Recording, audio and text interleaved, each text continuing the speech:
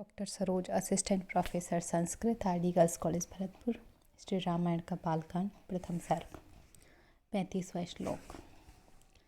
गत्वा तु स महात्मानं रामं सत्यपराक्रमम् अयाचत भ्रातरं राममार्य भावः पुरस्कृतः। उस भरत ने आर्य भाव पुरस्कृतः अपने पूजनीय भाई श्री राम के प्रति आदर भाव को प्रकट करते हुए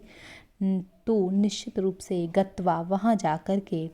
सत्य पराक्रमम, सत्य का पालन करने में ही जिनका पराक्रम प्रयुक्त होता है, ऐसे महात्मानम, महान आत्मा को, भ्रातरम रामम, अपने भाई श्री राम से अयाचत, याचना की, प्रार्थना की। अर्थात यहाँ कह रहे हैं कि उस भरत ने निश्चित रूप से वहाँ जा कर के अपने पूजनीय श्री राम के प्रति आदर भाव प्रकट करते हुए सत्य पराक्रमी और महान आत्मा अपने भाई से याचना करने लगे। अगले श्लोक में कह रहे हैं, त्वमेव राजा धर्मज्ञ इति रामं वचो अब्रवीत रामो अपि परमोदारः सुमुखः सुमहायशः न चैच्छत् पितु रादेशाद राज्यम रामो महाबलः पादुके चास्य राज्याय न्यासम दत्वा पुनः पुनः। धर्मज्ञ, हे कर्तव्य रूपी धर्म के ज्ञाता, त्वमेव, निश्चित रूप से आप ही, राजा, अयोध्या के राजा हो। इति, इस प्रकार के वचन रामम, श्री राम से भरत ने अब्रवीत, बोले। आप ही उस राज्य के राजा हो, आप चाहे कहीं भी रहें लेकिन आप ही राजा हो, ऐसे वचन भरत बोले। परमोदारः, परम उदार हृदय वाले, सुमुखः, सुंदर मुख वाले, सुमहायशः, सुंदर ढंग से प्रतिज्ञा पालन रूपी महान यश से सुशोभित, महाबलः, महान बलशाली, रामः, श्री राम ने, पितुः, पिता दशरथ के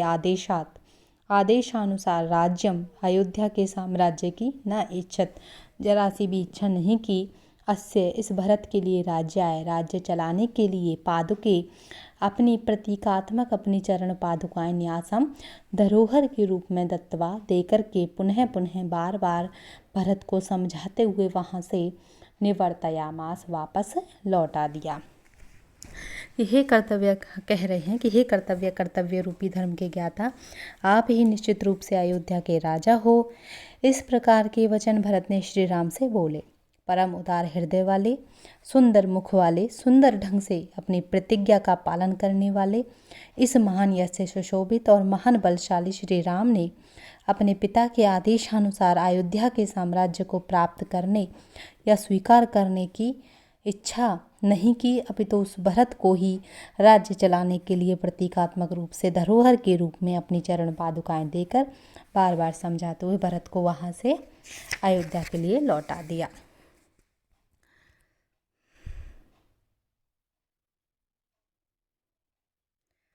निवर्तयामास्ततो भरतं भरताग्रजः स कामम् अनवाप्यैव रामपादावुपस्पृशन्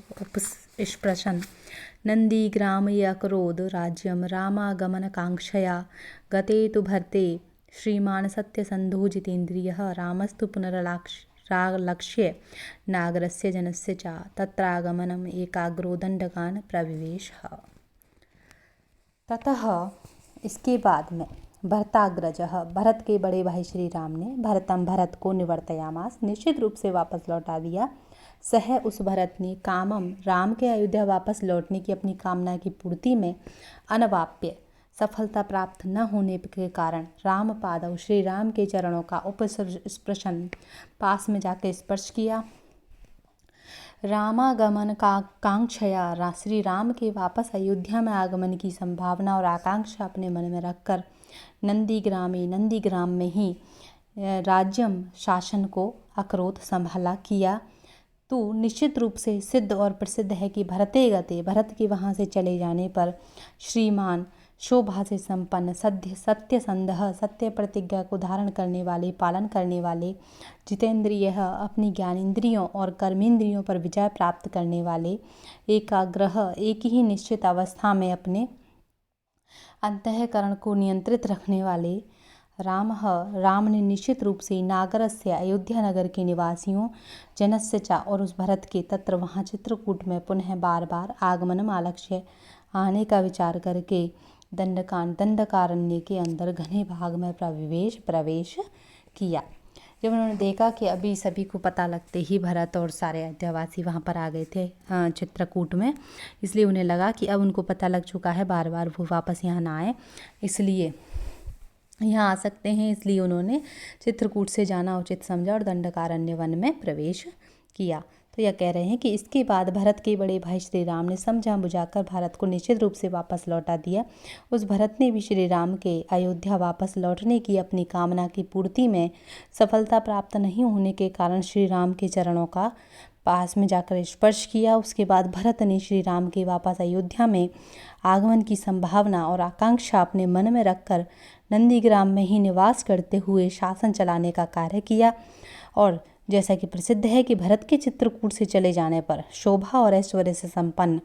सत्य प्रतिज्ञा का पालन करने वाले, अपनी ज्ञानेंद्रियों कर्मेंद्रियों पर विजय प्राप्त करने वाले, एक निश्चित अवस्था में अपने अंतःकरण को नियंत्रित रखने वाले श्री राम ने निश्चित रूप से अयोध्या नगर के निवासियों के